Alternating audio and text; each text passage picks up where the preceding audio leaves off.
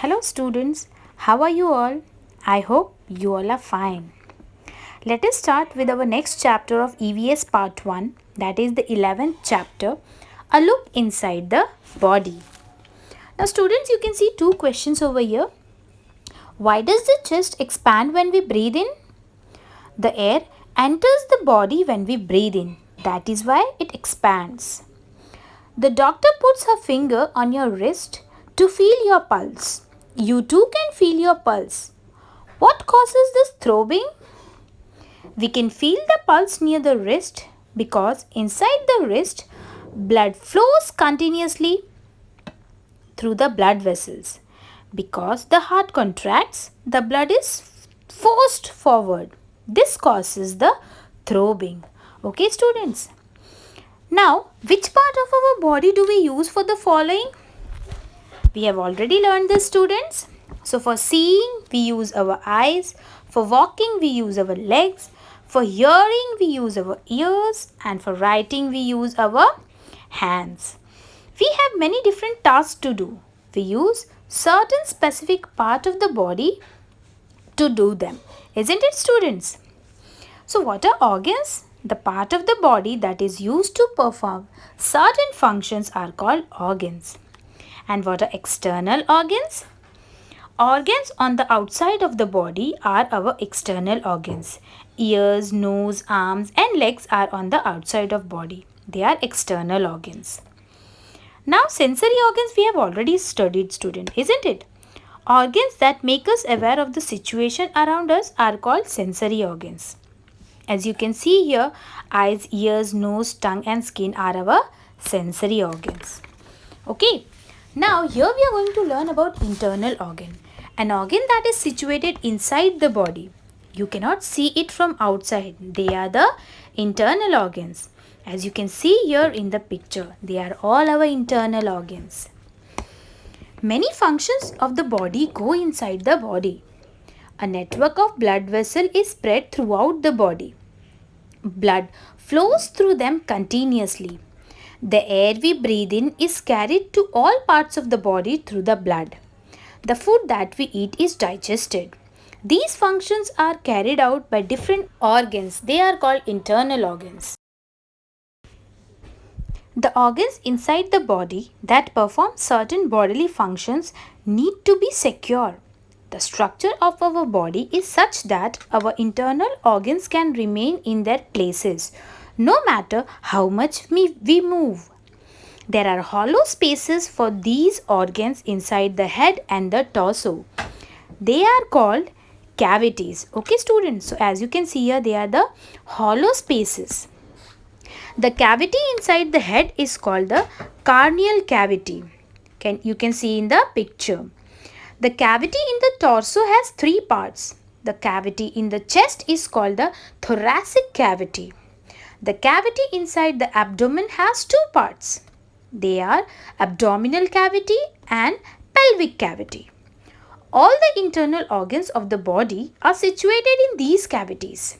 They are situated in such a way that they will remain in their places and not move here and there. This gives us a proper shape. Now let's go through some of the internal organs and its function. Now can you see this picture, students? This man is filling water from the tap to the drum. The drum is some distance away from the tap. Still, the water from the tap is flowing in the drum. Why is it so? So why does the water flow in the drum? This is because the water from the tap is carried to the drum through the pipe used by the man. Same way, can you see this picture? It shows two internal organs, the mouth and the stomach. These internal organs help in the digestion of food. The stomach is situated in the abdominal cavity. There is a tube in the thoracic cavity to transport the food from the mouth to the stomach. This is called the esophagus or the gullet. Now students, we use our mouth to eat our food. The tongue tells us the taste of the food. We chew the food with our teeth. Our saliva mixes with the food. As a result, the food forms a moist ball. It is easy to swallow this soft ball. This food passes from the throat to the esophagus. The wall of the esophagus is flexible. It is possible to carry the food from the throat to the stomach easily. Okay, students. Now, let us see the journey of food in the body. It begins in the mouth. The internal organ in the abdomen helps to digest it. The unwanted part is passed out through the anus in the form of feces. That is where the journey ends. The esophagus is a part in the alimentary canal of our body. Okay, students. Now let's see the next internal organ, that is the heart. There is blood in our body. We take in air when we breathe in. Our blood carries the air to all parts of the body. The food that we eat gets digested. It is again the blood that carries the digested part to every part of our body. For these purposes, it is necessary to keep blood flowing through the blood vessels that spread throughout the body. It is the function of the heart to keep the blood flowing. Okay, students, so the heart helps to keep the blood flowing. Now, the heart is an important internal organ, as we all know. It is in the center of the thoracic cavity, a little to its left. The heart is slightly bigger than one's fist. The walls of the heart too are very flexible. Now let's see a small activity, students. Take a bottle made from flexible plastic. Now take a spent ball pen refill and take the refill out of it. Okay, yes. Now make a small hole in the center of the lid of the bottle. Now fill the bottle with water. Okay. Now the refill that you are using should fit tightly in the hole of this lid. Make sure that most of the refill is inside the bottle and only a short tip projects outside. This will make it easier to do this experiment.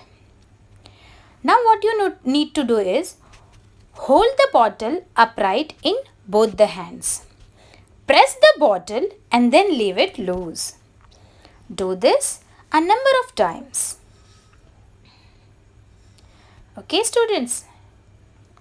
Now, what do you see? When the bottle is pressed, water flows out in a jar. When you let go, water stops flowing. Let's see it again. So here. Now, what does this tell you, students? If pressure is applied to a liquid in a closed space, the liquid will gush from wherever it finds a way out. Now, same way, the heart contracts and relaxes alternatively without stopping. When it contracts, the blood in the heart is pushed into the blood vessel. At every contraction, it is pushed further and further. A contraction of heart is called a heartbeat. If you place your hand in the middle of a chest, a little to the left, you can feel the throbbing of your heart due to the heartbeat. At the wrist, there is a blood vessel that flows very close to the skin. If you place your finger, you can feel the heartbeat. This is called pulse. Now let's move to the next internal organ, that is lungs. When we breathe in, we take air in through the nose. The internal organ through which this air is supplied to the body is called lungs. Okay, students. Now we have two lungs. They are situated in the thoracic cavity, one on the right and the other on the left. The heart is between the lungs a little to the left. There, the left lung has a slight depression. The right lung is slightly bigger than the left lung. A pipe-like internal organ carries the air we breathe in into the lungs. It is called a windpipe. The windpipe separates into two branches. Each branch is called a bronchus.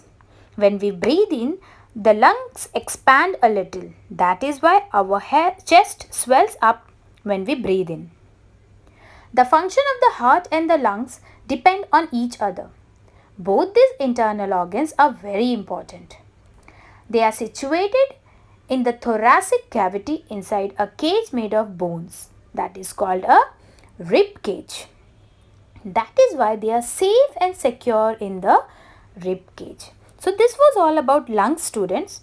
Now let's move to one more important internal organ. That is our brain. Okay. So it is also a very important internal organ. The brain is situated in the cranial cavity and it is very important. It controls all that we do. It is in the brain that we become aware of the emotions such as anger, happiness, joy, sorrow, or excitement. The meaning of the information collected by our sensory organs is also understood in the brain. Any injury to the brain can make one disabled for life. It can even cause death. Hence, the brain needs to be totally protected. That is the function of the cell or the casing formed by the skull around it. Okay, students. Now, students, when we learn a poem, it is registered in the brain. That is why we can remember it. Now, students, the work of remembering is called memory. The structure of our body is very complex. There are large number of organs inside our body which help it to perform all its functions smoothly. It is very interesting to learn about all these organs. Students, try to find out more about them as you grow up. Now let's move to our exercise section. Now question number A has one question and question number 2 has 5 questions. You just have to write the questions and the answers from here. Now C part is fill in the blanks with 5 fill-ups as you can see here. D is true or false. You have the answers over here. Next is give reason with 3 questions. And the last one is match the following. It's already done over here. So students, I hope you enjoyed the session. Thank you so much for watching. See you soon with the next video. Bye-bye.